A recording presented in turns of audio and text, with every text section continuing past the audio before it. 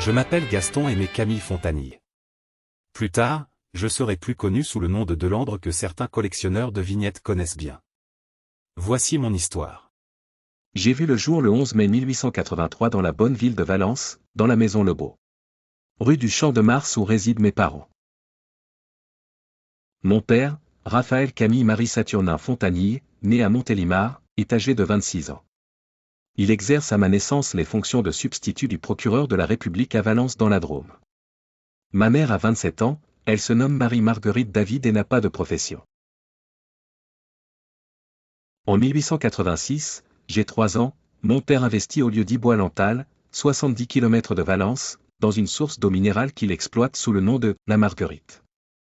Il achète également un chalet baptisé la Villa des Fougères, ou Domaine Fontanier.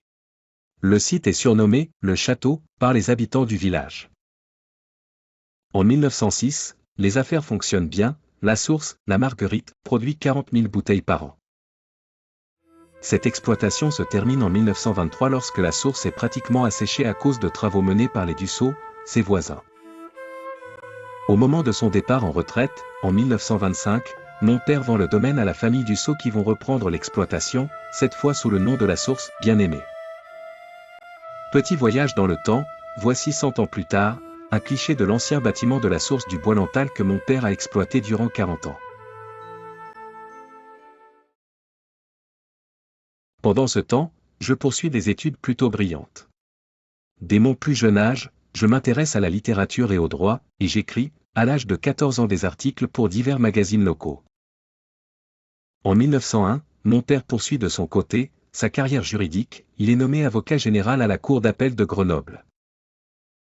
En 1902, mes études universitaires de droit administratif sont couronnées de succès. Je reçois pour l'occasion une médaille décernée par la faculté de droit de Grenoble. En 1904, je vais travailler quelque temps à la Cour d'appel de Grenoble. Où, comme je l'ai dit, mon père officie depuis 3 ans. J'habite à cette période boulevard Édouard Ray dans la préfecture de l'Isère. En janvier 1905, j'ai 22 ans et je lance un journal, Le Pays Cévenol, ce bimensuel est vendu 25 centimes.